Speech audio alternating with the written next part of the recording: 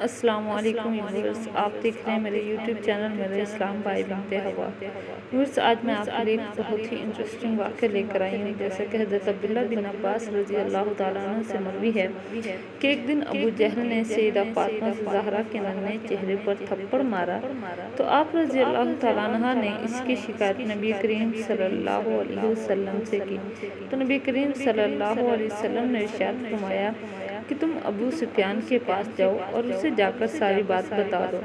تو حضرت سیدہ فاطمہ ابو سفیان رضی اللہ تعالیٰ عنہ کے پاس گئی اور انہیں سارا واقعہ بتایا۔ ابو سفیان نے آپ کو ساتھ لیا اور ابو جہل کے پاس پہنچے اور آپ رضی اللہ تعالیٰ عنہ سے وہاں جا کر فرمایا کہ جس طرح اس نے تمہارے چہرے پر تھپڑ مارا ہے تم بھی اس کے منہ پر ویسے ہی تھپڑ مارو۔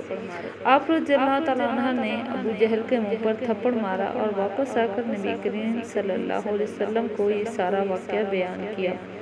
نبی کریم صلی اللہ علیہ وسلم نے اپنے ہاتھ اٹھائے اور دعا فرمائی کہ اے اللہ ابو سفیان کو نہ بھلانا۔ حضرت عبداللہ ابن عباس رضی اللہ تعالیٰ عنہ فرماتے ہیں کہ ابو سفیان رضی اللہ تعالیٰ عنہ کا اسلام قبول کرنا نبی کریم صلی اللہ علیہ وسلم کی اسی دعا کا نتیجہ ہے، کیونکہ سیدہ فاطمہ رضی اللہ تعالیٰ عنہ نبی کریم صلی اللہ علیہ وسلم کی سب سے لاڈلی شہزادی ہیں اور نبی کریم صلی اللہ علیہ وسلم کے گھر کے کچھ فاصلے پر ہی سیدہ فاطمہ کا گھر واقع تھا۔ چونکہ نبی کریم صلی اللہ علیہ وسلم کو اپنی شہزادی سے بے پناہ محبت تھی تو اس لیے ایک دن فرمایا کہ بیٹا میرا دل چاہتا ہے کہ تمہیں اپنے نزدیک بلوا لوں۔ تو سیدہ فاطمہ رضی اللہ تعالیٰ عنہ نے عرض کیا کہ بابا جان حارثہ بن نعمان کے کئی مکانات آپ کے مکان کے قرب و جوار میں موجود ہیں، اگر ان سے کہا جائے تو شاید وہ کوئی مکان خالی کر دیں گے۔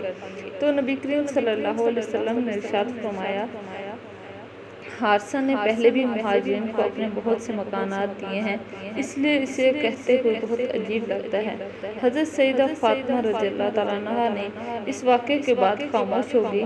کچھ روز بعد جب حضرت حارثہ بن نعمان کو اس بات کا علم ہوا، نبی کریم صلی اللہ علیہ وسلم کی خدمت میں حاضر ہوئے اور نبی کریم صلی اللہ علیہ وسلم کے مکان سے متصل اپنا مکان آپ علیہ السلام کی خدمت میں پیش کرتے ہوئے عرض کی کہ یا رسول اللہ، میرے ماں باپ آپ پر قربان، میری تمام چیزیں آپ ہی کی ملکیت ہیں، آپ انہیں جیسے چاہیں استعمال میں لا سکتے ہیں۔ میرے نزدیک آپ علیہ السلام اور آپ کے گھر والے ہر شے سے مقدم ہیں۔ نبی کریم صلی اللہ علیہ وسلم نے سیدنا علی مرتضیٰ رضی اللہ تعالیٰ عنہ سے فرمایا کہ تم اپنے اہل خانہ سمیت اس مکان میں منتقل ہو جاؤ۔ ویورز، یہ تھی آج کی ہماری ویڈیو۔ آئی ہوپ آپ کو ویڈیو اچھی لگے گی۔ اگر آپ کو ویڈیو اچھی لگے تو آپ سے ریکویسٹ ہے کہ ہماری ویڈیو کو لائک کریں، شیئر کریں، اور اگر آپ ہمارے چینل پر نیو ہیں تو ہمارے چینل کو سبسکرائب کر لیں۔ ملتے ہیں ایک نئی ویڈیو کے ساتھ، تب تک کے لیے اللہ حافظ۔